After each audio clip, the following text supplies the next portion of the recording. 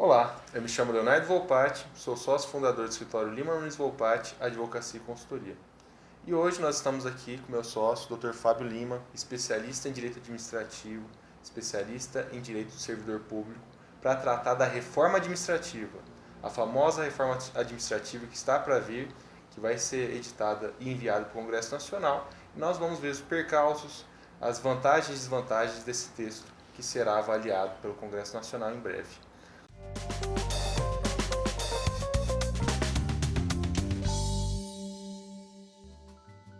Dr. Fábio, primeiramente, boa tarde. Boa tarde, né? Gostaria de tratar com você alguns pontos, principalmente em relação à entrada aqui do servidor público, o ingresso do servidor público dentro do serviço público, a maneira como é feito, que é um dos grandes pontos da reforma administrativa, a estabilidade do servidor público após a entrada, os critérios de progressão do servidor público e também a questão salarial. Esses são os principais pontos que o governo está abordando hoje. Não tem realmente um projeto apresentado fisicamente, mas há notícias que são esses pontos que serão atacados. Então, primeiramente, em relação à entrada, o ingresso do servidor público na carreira. Como que funciona hoje e como você vê essas mudanças propostas pelo governo? Muito bom, obrigado. Bom, como o Leonardo disse, não há ainda uma proposta específica e concreta do governo. O que nós temos de mais concreto é que o governo federal tem requisitado estudos e apresentado esses estudos como conquistas. O último deles foi um estudo do Banco Mundial, feito sob convênio com o Ministério da Economia. O ingresso do servidor público hoje é por concurso para todos os cargos, por determinação da Constituição de 88. Isso foi uma vitória dos brasileiros. Isso foi o que tornou o serviço público realmente público. Sim. No conceito de república, de que aquilo é de todos, de que o governo não é uma empresa e que o governante não é o dono do governo. Ele é um administrador temporário e, portanto, ele não contrata e demite como ele quer. Ele contrata e demite como a lei determina para servir ao cidadão. E o concurso ele é isonômico. O concurso de provas e títulos, ele não vê seu nome, ele não vê seu rosto, seu credo, sua classe social e, mais importante, sua ideologia política. Ele não vê em quem você votou e deixou de votar. Essa é uma conquista que nós não podemos abrir mão. É possível modernizar o concurso público? É possível. Mas nós já vimos, por exemplo, quando tinha o grande problema dos psicotécnicos, em que, sob o prisma de dizer que era uma prova para avaliar a saúde mental do servidor, na verdade se fazia induzimento, na verdade se fazia seleção arbitrária, se fazia favorecimentos. Então é preciso que qualquer novo critério mantenha essa objetividade. Não pode ser um critério que no final das contas você vai ter uma entrevista com o futuro chefe para ele ver se gosta de você. Então isso não faz sentido, isso não é uma empresa privada, isso não é uma padaria. Isso é o governo de uma nação de 200 milhões de habitantes. E uma questão também, um comentário rápido, é que na Argentina, por exemplo, que não tem então, esse avanço democrático, esse avanço institucional do concurso público, quando entra ou sai o governo, há aquelas demissões em massa, porque o servidor público argentino está a serviço não da lei, não da sociedade, mas especificamente no governante de ocasião. Exatamente. E, veja bem, o governo colocou na MP da Liberdade Econômica e em outras medidas anteriores a avaliação de impacto regulatório. O que é isso? Para você fazer uma mudança política, você tem que avaliar se a política que está em vigor está funcionando. Não foi feita uma avaliação de impacto regulatório para a reforma administrativa. Pelo menos não foi divulgado. Então, como é que funciona isso? A gente não tem acesso a essa avaliação. Nada no estudo do Banco Mundial diz que o servidor ser concursado prejudica a sua eficiência. Pelo contrário, o servidor concursado ele é técnico. O que ele tem é que ser capacitado continuamente para as peculiaridades do serviço público, porque ele não tem essa experiência. E isso é que tem que ser valorizado. Às vezes a gente pensar em alguma modernização para o servidor ter um plano de carreira mais longo, valorizar, por exemplo, nós temos uma situação curiosa. Na Polícia Federal você tem o agente de Polícia Federal e o delegado. Um agente com 30 anos de casa pode ser subordinado a um delegado com 2 anos. Então como é que você faz isso? Nas Forças Armadas, para você ser oficial, você tem que fazer uma graduação de 5 anos para entrar como oficial efetivo e não temporário. E isso é que dá o gabarito para você ter hierarquia sobre o sargento que está lá há 20 anos. Então talvez trazer algumas ferramentas não iguais, mas adequadas ao serviço público civil, possa fazer sentido para evitar algumas discrepâncias. Mas matar o serviço público e trocar o servidor público por um bando não, é uma palavra ruim, mas por um conjunto de pessoas temporárias, isso é muito perigoso, porque o cargo não vai deixar de existir. Ou ele vai ser terceirizado para uma empresa lucrar em cima do salário do servidor, e ela vai contratar quem quer ou não quer, muitas vezes sob o comando de um político que domina o contrato dela na licitação, ou vai ser um temporário num processo seletivo simplificado, de publicidade muito mais restrita, com menos candidatos e com muito mais chance de favorecimento a um ou outro, porque tem um contato, porque tem uma proximidade. E sem nenhum ganho de eficiência, porque essa pessoa não vai ter tempo no serviço público, não vai ter acesso aos cursos, não vai se capacitar. A gente tem que valorizar quem está lá e valorizar a gente que quer fazer a carreira no serviço público, que tem a vocação do país. Com certeza. Em relação especificamente, como havia dito, à estabilidade. Como é que funciona a estabilidade no serviço público hoje? Só para um esclarecimento prévio. E também qual que é a proposta do governo para atacar essa estabilidade que tem sido noticiada, por exemplo? Certo. Primeiro que a estabilidade ela não é, por exemplo, a vitaliciedade. É importante a gente diferenciar. Os juízes têm um cargo vitalício. Mesmo se cometerem crimes, não são demitidos, são aposentados. Isso é um problema grave. Isso pode ser considerado um privilégio. A estabilidade não. Diz que você só pode ser demitido mediante um processo que vai apurar se você cometeu uma falta. E essa falta pode ser baixo rendimento. Essa falta pode ser a desídia, que é uma das principais causas, que é o servidor que se ausenta do trabalho, não comparece ao trabalho. O servidor que chega atrasado costumeiramente, o servidor que comete um ilícito que vai participar de um ato de corrupção, que vai participar de uma fraude, esse servidor ele já é demitido. E, quando é o caso, responde também penalmente, responde civilmente. Então já existem critérios hoje para demissão do servidor ineficiente. Já existem critérios para isso. Existe um ponto realmente que não foi regulamentado. Na Emenda Constitucional 19 de 98, foi estabelecido que a avaliação periódica poderia, quando regulamentada, ser uma causa de demissão do servidor público. Esse fato específico não foi regulamentado.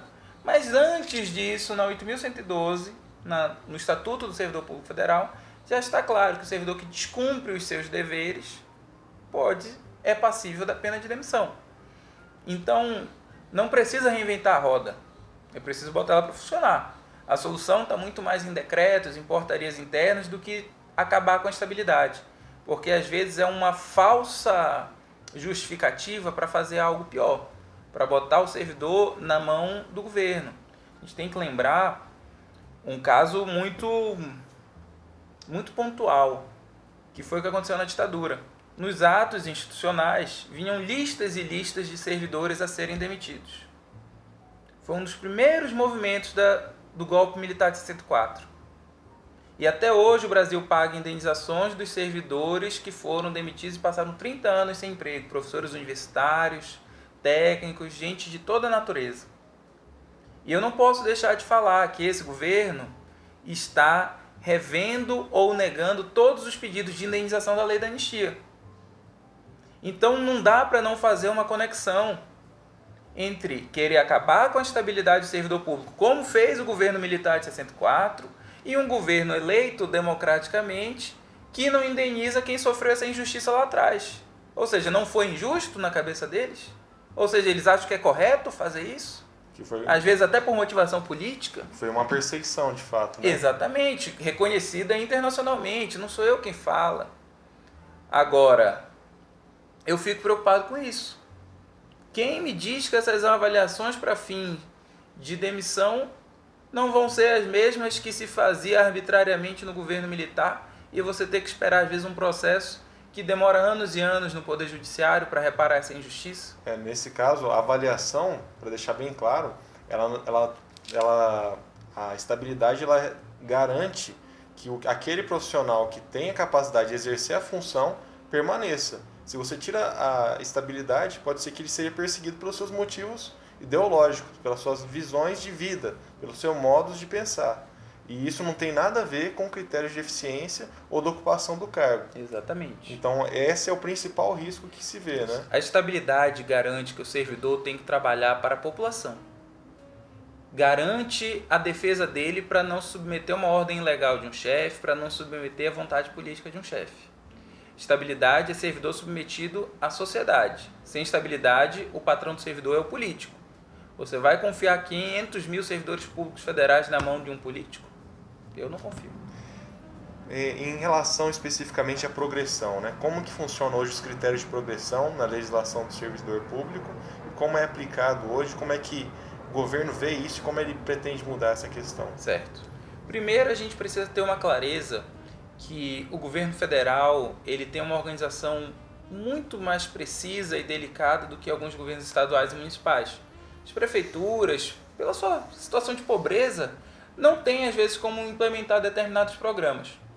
No governo federal é um pouco diferente. Quase todas as carreiras federais estão organizadas de modo a terem avaliações semestrais ou anuais. Essas avaliações são feitas com seriedade, são feitas pela chefia, são feitas pelos subordinados, são feitas pelas pessoas ao seu redor. E isso impacta em 2 momentos no servidor. Na maioria deles impacta na remuneração, nas chamadas de gratificações de desempenho, que já existem desde 98, e impacta na progressão. Não existe essa progressão automática que o governo tem falado. Você tem que somar 80 pontos ou 90 pontos de 100 para progredir de um nível para outro e de uma classe para outra. Então não existe esse aumento automático do salário. Tanto que tem casos de servidor que entrou antes e demorou muito a ser avaliado e passou anos para progredir, 3, 4, 5 anos para progredir. Não existe esse automatismo. Então é o critério temporal e o critério de eficiência. É um critério temporal e um critério de eficiência. Na maioria das carreiras, para você realmente subir para os níveis mais altos, você tem que comprovar ter feito um mestrado, ter feito uma especialização, ter tirado notas acima de 90% na média, tem que existir o cargo. Então já existe esse planejamento. Pode ser aperfeiçoado? É claro que pode.